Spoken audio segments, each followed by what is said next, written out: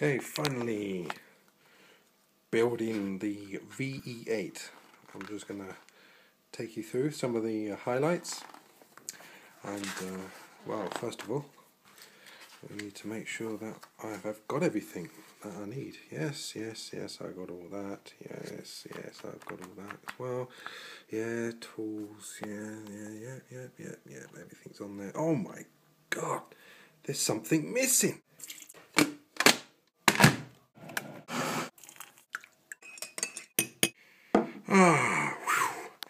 That was lucky. And I've got some chocolate. Now we can start building. I thought I'd begin the kit off with the shock absorbers, as they are my favourite part. And if you look at all the components that have to go into the shock there, looks quite simple in the manual, and it's called Bag F, and Bag F stands for fuck off loads of components. Look at those washers, loads of washers, and wow, I hope my table's long enough. And here we come to the end. And the grey ones are the front, the white are the rear. You get heavier oil for the rear, and lighter oil. Silicon, is it silicon oil? I should imagine it is. And these are spares, which is worrying. I've just finished building and assembling these massive shock absorbers, all four of them, and it went pretty okay. Two small little concerns I have. Well, not concerns, but not clear enough in the instruction manual, is that there is an actual rubber boot that has to go on to protect the stanchion from dirt and mud and things like that. And it's actually longer. It's from there. It's down here somewhere, and it doesn't say you've got to chop it. So I wasn't sure, so I put it in there and I found out it was too long, and it's very fiddly trying to get it over this bit here as well, because it's quite tight. So just bear that in mind. And the other thing is actually that screwing this part here, because it's not threaded, this plastic part, into that thread there. You really need to grip this really with a good set of whatever you want to use.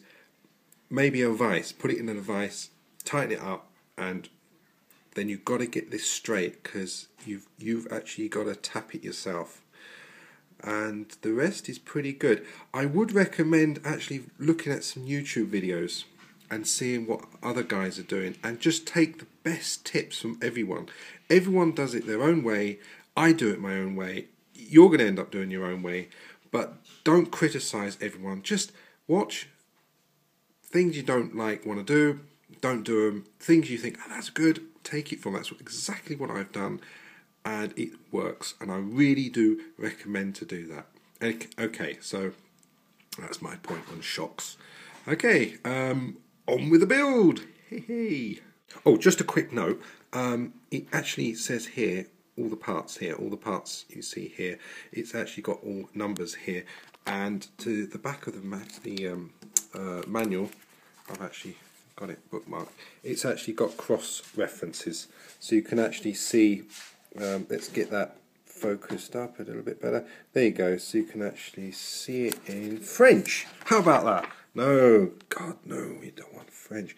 There we go, and we can see all the parts there. It tells you what they are. This is mainly all the shocks here, and yeah. So there's a little tip. Step C completed. Here it is. This is with the front differential, the swing arm, the steering linkages, and all the chassis there. And I've even got the servo steering arm ready to go. And that's it all underneath. So far, so good. really good. Just taking my time, making sure I'm reading the instructions very clearly, and that's it. We're on, well, I'm on D, and this is the spare gear assembly. And excuse the background noise. And I shall try and shout my way through this building. Thank you, choir C. Top tip: don't build this with kids in the background. They will distract you, and you will make mistakes. These are the components that go into making the mechanical braking system. There's quite a few bits. Good to know they include it though. Yeah, see it better there. I've decided not to go for the mechanical braking, as I don't really want to buy another servo, and I don't know if I'll try it.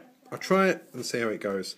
But these are the components that go into it. These are the shoes, and these are the discs. And it looks like, I don't know what that is. It's probably just fiberglass material.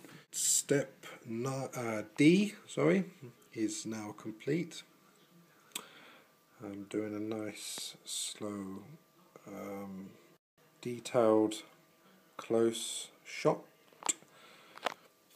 Here we go. Look at this. The steering is so smooth. Really smooth. It all runs on bearings in there, so it's really. There we go. I've got the centre diff in. And just an observation, I've heard quite the only negatives I've heard about the V8 is that the weight, that all the weight's on one side. Well, thinking about it, this differential here, it's got a little bit of weight. The motor actually doesn't sit on the edge, it's more to the centre, because this here, this brace here, has actually got a piece which is actually moulded to the contour of the motor, so it's actually more towards the centre. You've just got the battery here, then you've got the SC, you've got the transmitter, and then you've got the servo, or maybe the two servos, depending if you're running mechanical braking. But really, that weight is very in the middle. So, in fact, the V8 is absolutely perfect. It's probably the best balanced RC car out there. Maybe someone's going to prove me wrong. Anyway, little tip, the Velcro straps, you're supposed to install both of them at the same time. The fluffy side I've decided to put inside, and then you've got the hooks on the outside. And I found out that actually having the hooks on the outside is really annoying because they're always hanging out, and it's best just to, well, in fact, you can install them at this stage now when you've done all the front, because they really are annoying. Anyway, top tip. Step E is actually the biggest kit. Well, the biggest stage of the kit, I would say. There's all these parts here. These parts are actually pre-assembled, even though in here it's telling you to assemble them. But mind you, it's good to know what's inside. Thought I was going to say something else then, but I didn't. I've already made the differential for the rear. I made it last night. Yeah, that's quite interesting to make. Just take your time. I say top tip, grease it afterwards when it's assembled. I suppose everyone knows that. There we go. Stage E, or baggy, is nearly complete. Just gotta fix it into the chassis. This stage next. But I'll just showing you all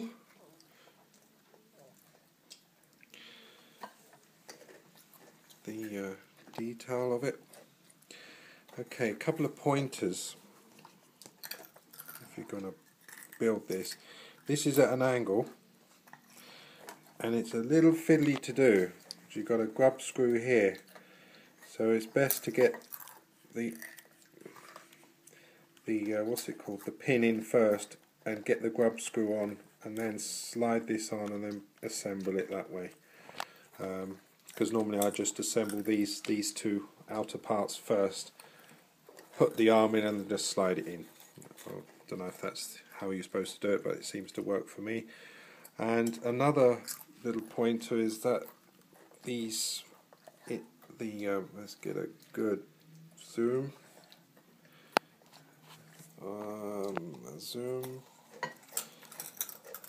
There's a nylock nut in there. If you don't get it straight, it's a pain to get out. Anyway, that's it. Onwards and upwards. My son insisted to have a sneak peek at his arc. There you go, son. I hope you're happy, and I put a HP sticker on it. So, step E is now complete.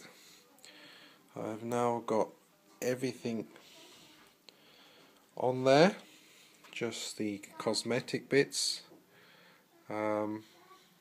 I'll put the spoiler on next, and then it's just put the wheels on and my bodywork.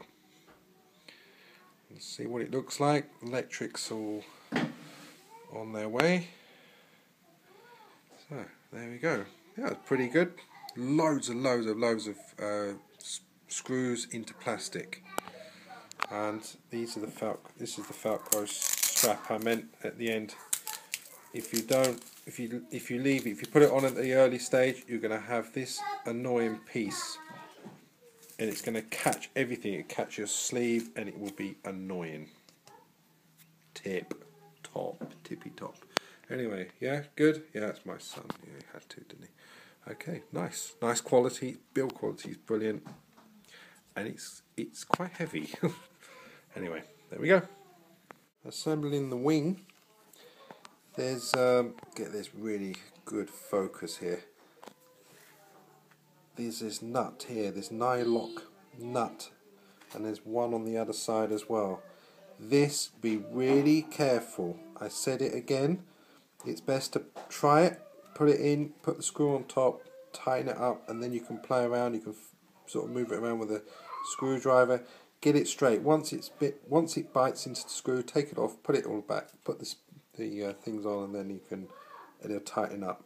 Okay, it really is important because these are such a pain to get out, and it's a shame to tear the plastic around the outside.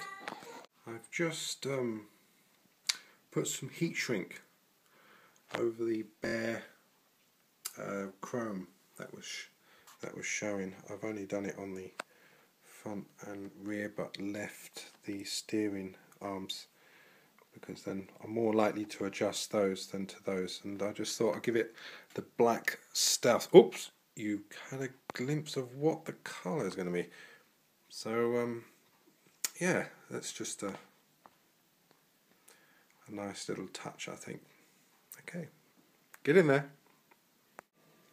Okay, back again to my brown fake wooden kitchen table, and I've done something else. I started painting, spraying.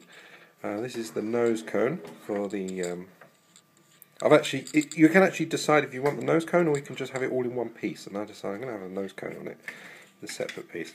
So I've used the Tamiya metallic blue and backed it with silver, and it looks better in life than on camera. The camera's not doing any justice whatsoever. And the body, look at that. I decided to go for one colour, and it's actually the Tamiya Avante colour scheme. I really like it, so why not? And the body is tricky. It's tricky to cut. For me, first time, very tricky. These bits here, had to use scissors. And these straight bits here, you just put them on the edge of the table. You lean it on the table, and then you can slide it with a very sharp modelling knife. And you only got to score it and you can actually bend it and it actually breaks off, which you probably already know, but I don't. So now the next thing is to decide where to put all these lovely stickers, but that is my problem, and I will show you when I've finished. Okay, shocks are now fitted,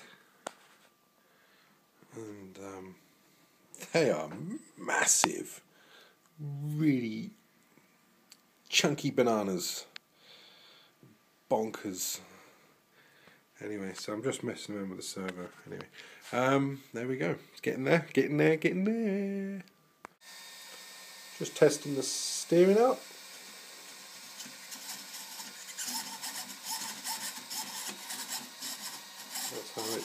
That's how the mechanics work.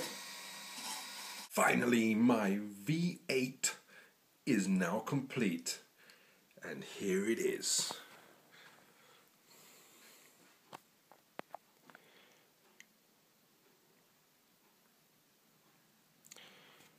Well,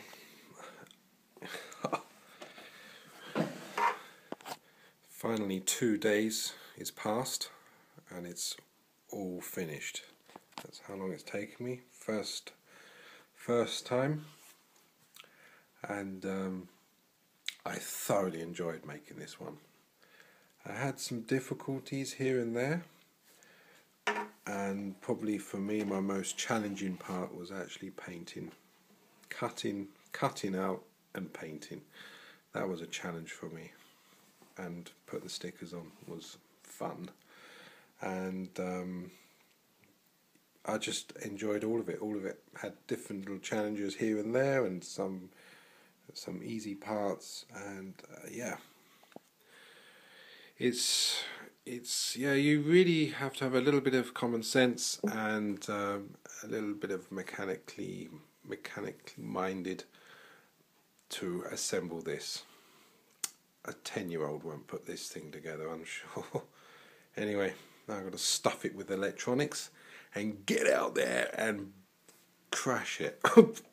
Anyway, thanks for watching, and I hope this is sort of giving you a good insight to what the V8 kit is all about, and now you've seen it all assembled by a complete amateur.